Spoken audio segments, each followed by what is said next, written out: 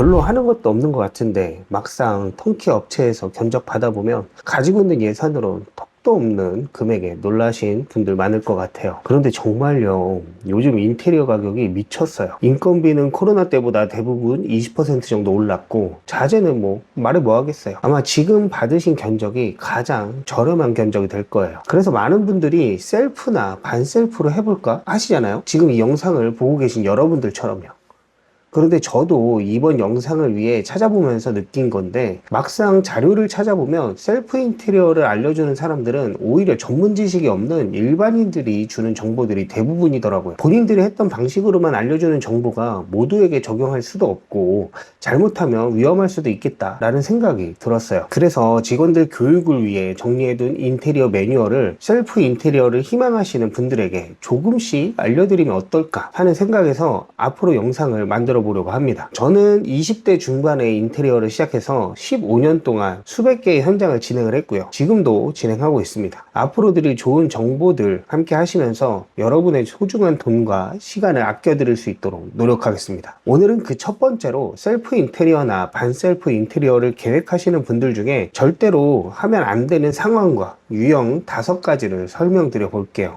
만약 여러분이 제가 말씀드릴 5가지에 1가지 이상 포함되신다면 셀프 인테리어를 하셨을 때 분명 시간도 돈도 건강까지도 버리시게 될 거예요. 인테리어는 한 번의 잘못된 선택에서 수백만 원씩 손해를 보실 수도 있고 계획하셨던 시간도 못 맞추실 수 있기 때문에 정말 제발 내용 진지하게 들어주시고 결정하시길 바라겠습니다. 첫 번째는 시간이 없는 사람입니다. 보통 제가 상담할 때 많은 디테일이 들어가지 않지만 모든 부분을 손보는 올 인테리어의 경우 최소 3주에서 4주를 제한드리고 있어요. 인테리어를 10년 이상 한 저희가 모든 변수들을 컨트롤하면서 완성하는 시간이 4주인데 만약 여러분이 올 인테리어를 셀프나 반셀프로 하려고 하실 때 공사기간이 4주밖에 안 된다면 이런 분들은 절대로 셀프나 반셀프 하시면 안 돼요. 아무런 지식이 없는 상태에서 타이트한 일정으로 모든 인원을 컨트롤한다는 건 불가능한 일이라고 생각합니다. 만약 어떤 문제가 후공정 전에 하는 밑작업에서 잘못된 걸 발견을 했다면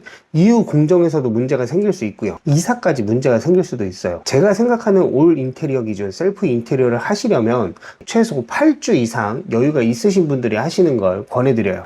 두 번째는 셀프나 반셀프 인테리어를 하시려는 이유가 예산 하나뿐인 사람입니다. 보통 셀프나 반셀프 인테리어를 하려고 결정하시는 이유가 예산인 경우가 크실 거예요. 그런데 이거 가장 큰 함정이에요. 요즘 인테리어 실행 비용 정말 많이 올라갔어요. 어떤 공정은 매년 인건비를 올리기도 했거든요. 자재비는 1년에도 몇 번씩 오르기도 하니까요. 이런 상황에서 충분한 지식이 없이 단순히 예산을 줄여보고자 셀프나 반셀프를 준비하신다면 분명 결혼 준비하던 쓰고보다 몇 배는 더 힘든 시간을 보내게 되실 거예요. 세 번째는 인테리어 공부를 중요하지 않게 생각하는 사람이에요. 인테리어는 현장 하나에 수십 명이 들어와서 일을 해요. 모든 사람의 역할이 다르고 역량도 다 달라요. 이걸 조율하기 위해선 반드시 많이 아셔야 돼요. 각 공정들마다 어떻게 연관이 있는지, 내가 하고 싶은 디자인을 완성하기 위해서는 무슨 공정이 어떤 일을 해줘야 하는지 등등을 아셨을 때 비로소 원하는 결과물을 얻을 수 있거든요.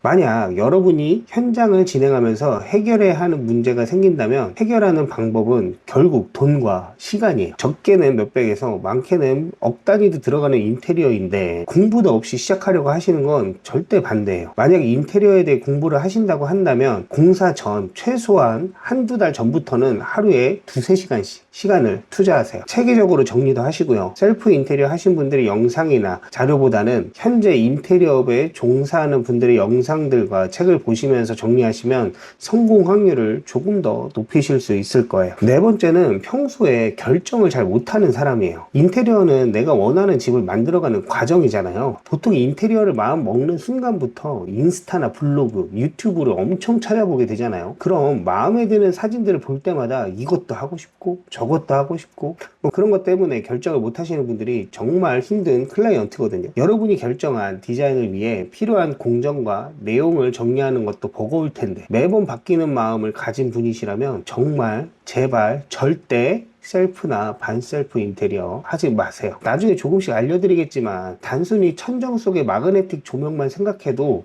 철거, 전기, 목공, 도배 아니면 도장 최소 4개 이상의 공정에 최소 4명의 다른 사람이 들어와야 하는 건데 중간에 원하는 게 바뀐다면 그건 고스란히 돈으로 때우셔야 하는 거예요. 그래서 공사 시작 전에 디자인 결정을 못할 것 같은 분들인 경우에는 절대 셀프로 하시면 안 돼요. 5번째는 AI로 다 해결할 수 있다고 믿는 사람이에요.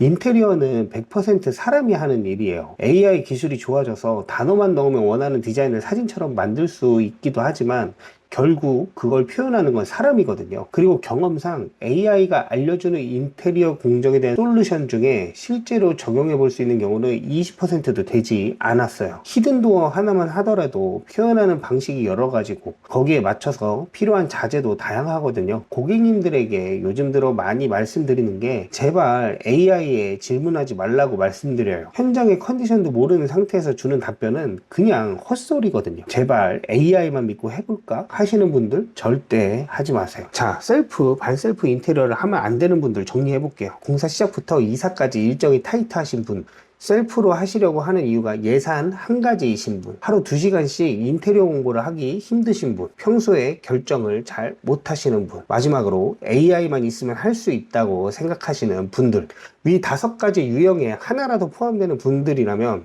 셀프나 반셀프는 절대로 하지 마세요. 물론 제가 앞으로 셀프, 반셀프를 준비하시는 분들을 위해서 제가 아는 것들을 하나씩 알려드리겠지만 알려드리는 방법들을 충분히 숙지하시기 전까지는 참아주시길 바랍니다. 혹시나 직접 공사를 준비하시는 분들은 구독해 두시면서 좋은 정보 얻어가시길 바라겠습니다. 지금까지 시청해주셔서 감사합니다. 히든테리어였습니다.